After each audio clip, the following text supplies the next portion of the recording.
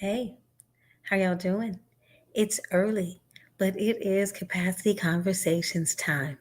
I am like more capacity where the stretch is necessary. Perfection is not the measure, but maturity is mandatory. It is Tuesday night, and mentioned to you guys Monday, Wednesday, Friday, and Sunday will be some in depth conversations that we'll have. But on Tuesdays, Thursdays, quick nuggets. I hope you had a great day. And tonight, wanted to talk to you guys about leave the danger zone. Leave it. Leave the danger zone. Can you identify what your danger zone is? You know, it can hide from you, but I want you to think about the danger in comfort, of being comfortable and being comfortable with your language, your conversations, your relationships, perceptions, interpretations, even your appetite, being comfort and being comfortable, and how dangerous that can be. Comfort is one of those things that will lure us. No matter how deep, how wide, how far we may want to go, there is something that pulls us, pulls us. You can feel it tugging when you're doing something different or something new. It's so easy. The body and the mind craves comfort. It craves it. And there's really nothing wrong with it. But you still got to be able to identify if it's keeping you stuck, if it's keeping you comfortable, if you're not challenging crazy thoughts about yourself or about the world. Comfort can be an enemy. Think about with Abraham. If you're familiar with the story, that's literally what happened. There was something more that the Creator wanted to show him, but in order for him to see it, he had to leave comfort, leave that danger zone, believing the narrative, hearing the thoughts of others. And sometimes the truth is that it can be the repetition of what you've always known and you believed that was right, whatever that may be. But you can leave that danger zone and you can change it. Yeah. Um, I want to know if you guys have been doing anything different. Hi, JG. How are you? Good to see you. I have so much to share with you. Girl, great epiphanies. I'm so excited about the growth. But thinking truly about getting beyond what couldas and shouldas and why me, why now, that's comfort, because it's a lot of times those are the things that we say to make us feel good about what we believe, or how we want to continue, when the truth of the matter is there's something within us, the greater is he that's within us, that we can really make changes. But those changes are not comfortable. Change is all about stretching. Think about a rubber band. In that tight state, it is able to hold something, but then once it stretches, it's no longer comfortable. Yep. How do you handle change? Do you resist it? Do you ignore it? Does it anger you? Do you find anxiety in it? What do you do? I charge you to live in the light and say bye to lack. Like lacking the perceptions that you're not able to handle it, or that greater is not for you. That's not true. Say goodbye. Bye to all of those crazy thoughts from our childhood or from present or from seeing the narrative of what the news media and all those different things are feeding us. Identify those lies and say, no lack. I will hold on to great relationships. I will hold on to the promise that I know that's over my life, and I will settle for nothing less. Nothing. Bye. So, thinking about those things, sometimes we have to identify it, put a name to it, write that thing down, and then put a line through it and say, nope, you can't stay here no more. Bye. Um, you got to commit to the work, whatever that work may be. But again, I want you guys to think about it this way. Every day we wake up with something to be grateful for.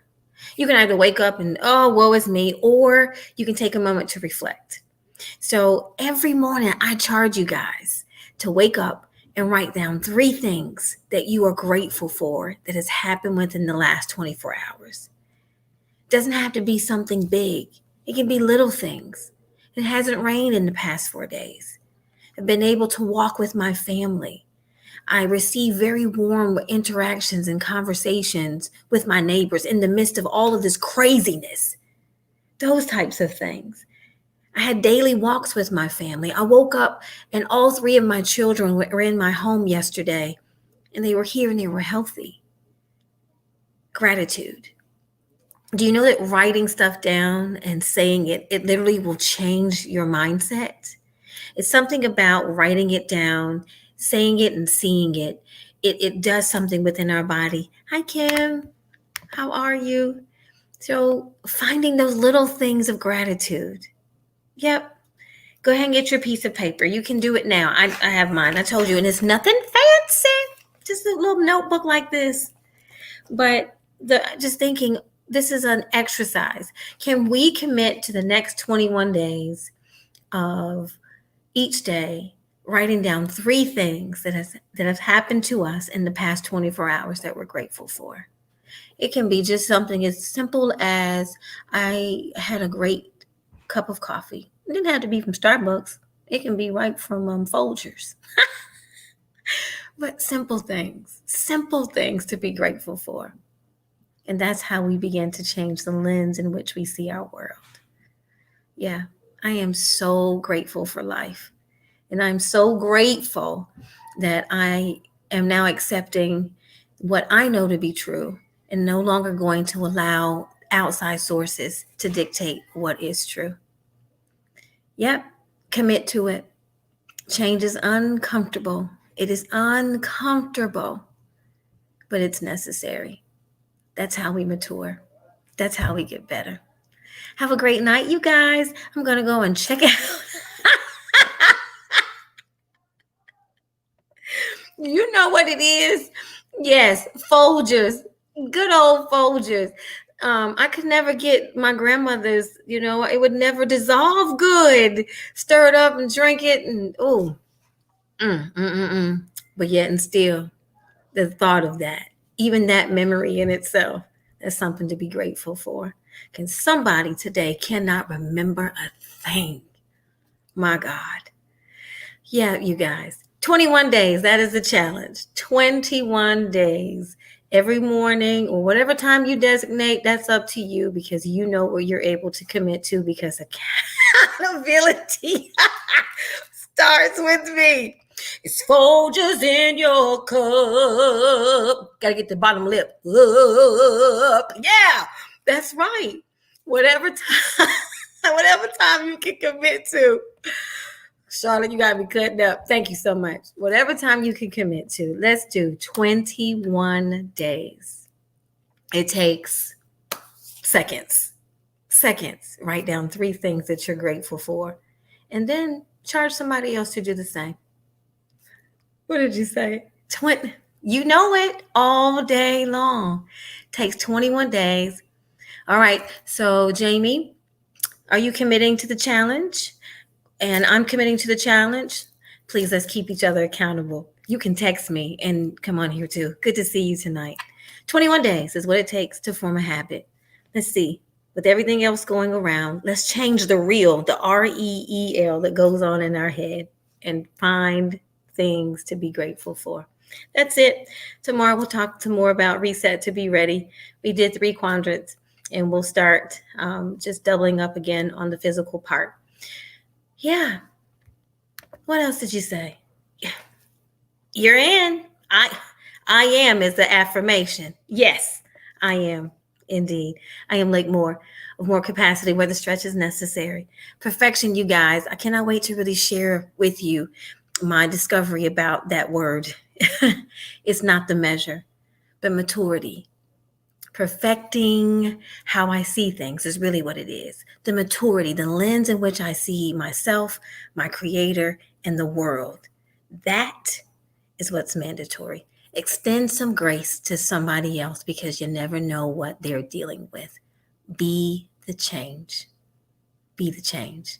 And I think we can start with gratitude. Have a great night. And Lord willing, hi, Lord willing. And I pray that He's willing because there's so much more that I pray that He allows me to do. I will see you tomorrow. Make tonight count. Before you close your eyes, let the one know that gave you breath that you're grateful. Remember, breath prayers. If you don't know about that, check out the other video. But breath prayers, and now we have the 21-day gratitude challenge. Have a great night. God bless you guys. See ya.